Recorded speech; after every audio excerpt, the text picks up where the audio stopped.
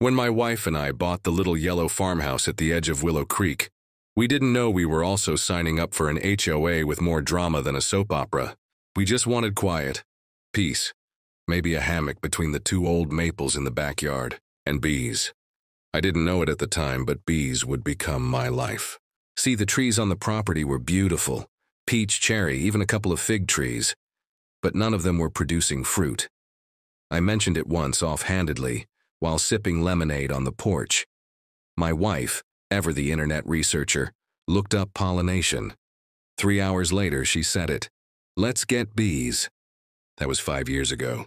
Since then, I've become the accidental beekeeper of Willow Creek. What started as 2 hives became 6, and with it came buckets of golden glowing honey that tasted like spring, and sunshine had made a baby. It was perfect. Until Karen showed up. At first, the HOA was chill. Some quarterly meetings, minor rules about trash bins, basic lawn care stuff. No one cared that I had bees. Some neighbors even bought jars from me. But then Karen moved in. And because all evil stories start with a "but then," she quickly became president of the HOA. It took her less than 2 weeks to issue her first citation. Violation: unregistered agricultural activity, beekeeping. Now let's get this straight. I had read the HOA bylaws cover to cover. There was nothing against bees. Nothing. So I went to the meeting. Karen wore a wide-brimmed sun hat like she was attending a Kentucky Derby, not a budget meeting.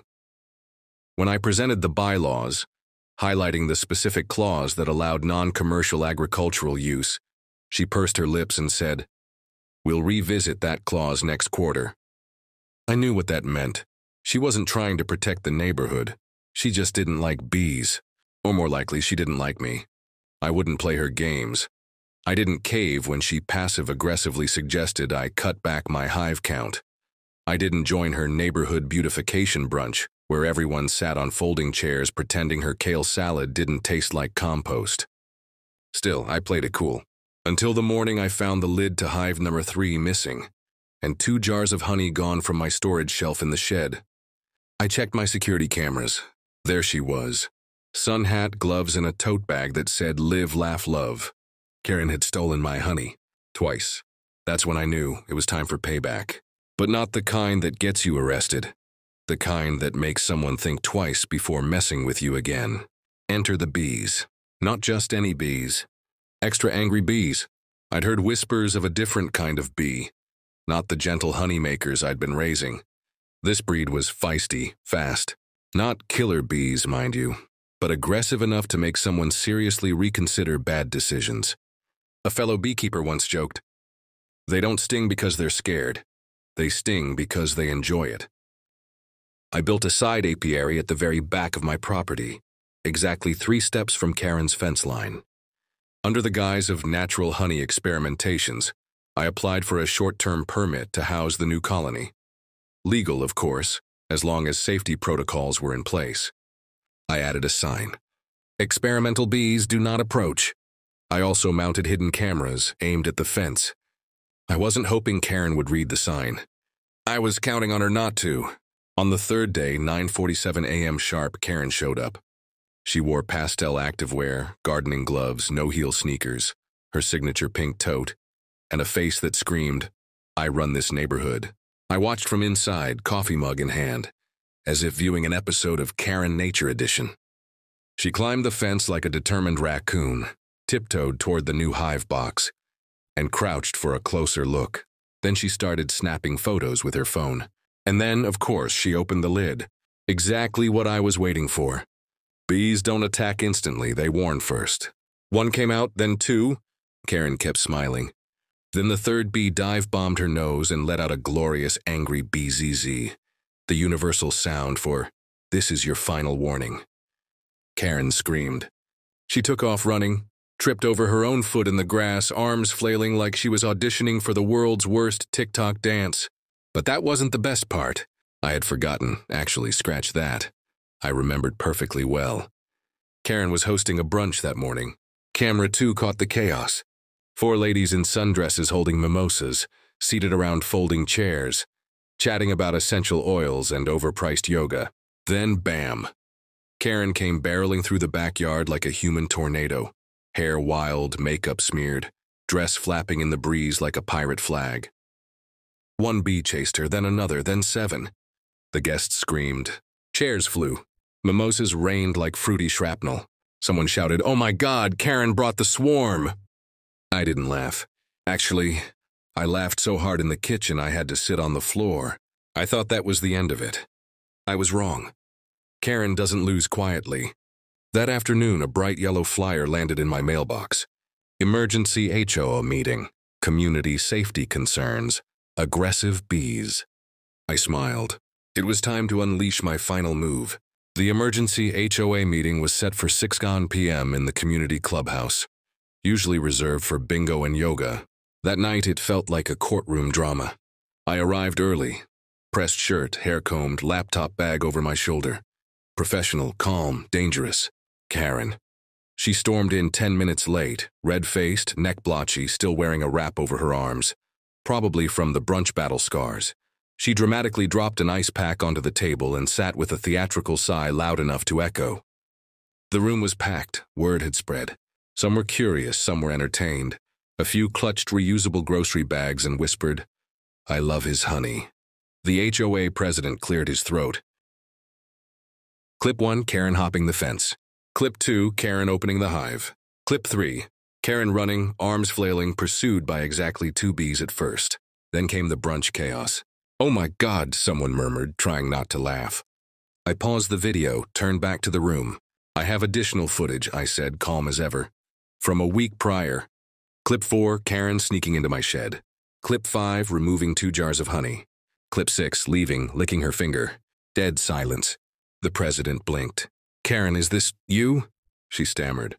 I was inspecting for health violations." I clicked to the next clip. Her returning again the next day, this time with Tupperware. A man in the back coughed into his hand. It definitely sounded like a laugh.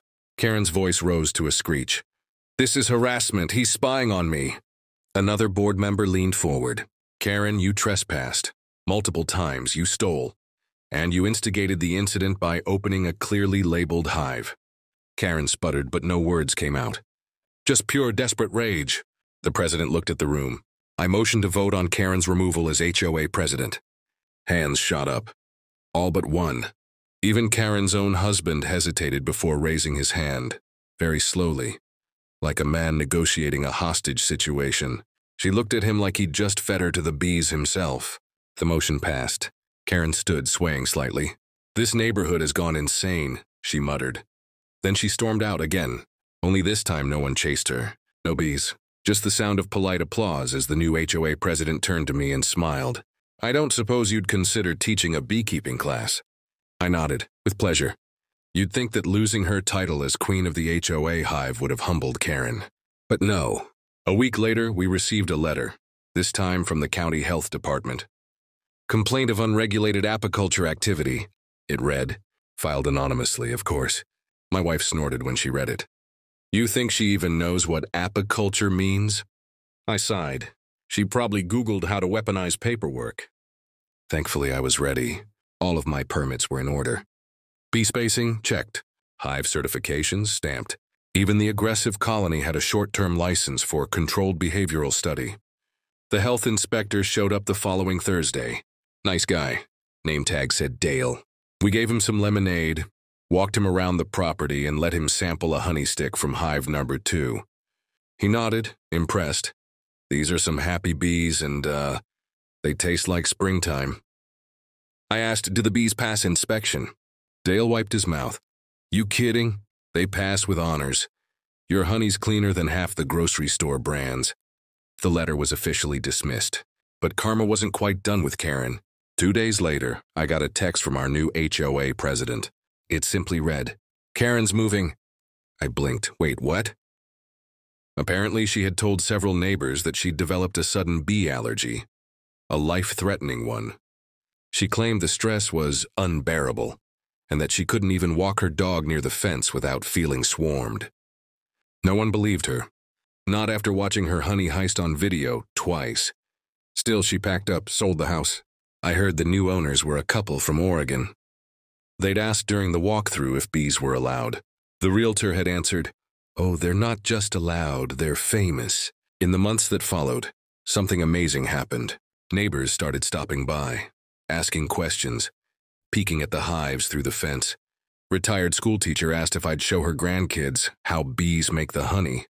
A teenager from 2 streets over helped me harvest one afternoon and ended up starting a school project on pollinators. The new HOA president held a bee appreciation day.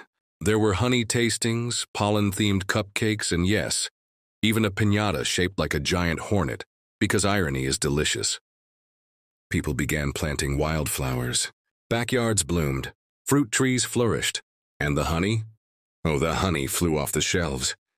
I had to expand production just to keep up. By autumn, I was bottling a new batch with a cheeky little label, Sweet Revenge. It sold out in 2 weeks. 6 months passed. The trees on our property were now bursting with fruit. Peaches, cherries, even the stubborn fig tree had finally started showing off. The yard buzzed with life, and not just from the bees. People waved more. They lingered on walks.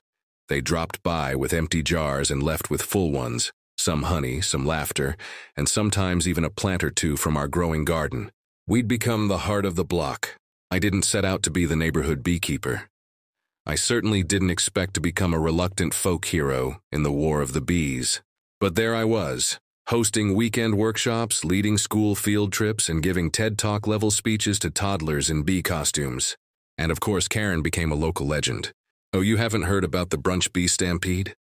New neighbors would get the story within a week of moving in. The tale had grown legs. Some said Karen was chased by 50 bees. It was 3. Others claimed she tried to sue the bees themselves. She didn't, but I wouldn't have put it past her. The best version? A little girl whispered to her mom at the grocery store, "Mommy, that's the man with the bees that made the mean lady fly." I didn't correct her. I just smiled. And while I never saw Karen again, I did receive one final letter. A small envelope, no return address. Inside was a printed photo, grainy, probably from a phone. It showed her backyard, what used to be her backyard, now in full bloom with wildflowers and a little sign that read, "Save the bees." No signature, no message. But I knew who sent it. Maybe she learned something after all. Or maybe she was just trying to end the story on her terms. Either way, I was fine with it, because the best revenge is watching your enemy accidentally help build the thing they tried to destroy. And so I kept beekeeping, kept planting, kept giving out jars of sweet revenge, the honey with a sting and a story. When people asked about it, I just winked and said, "It's got a little attitude in every spoonful." And if you ever find yourself dealing with an overreaching HOA president, a nosy neighbor, or someone who just really needs a lesson in boundaries, don't yell, don't fight. Just get yourself some bees and let nature handle the rest.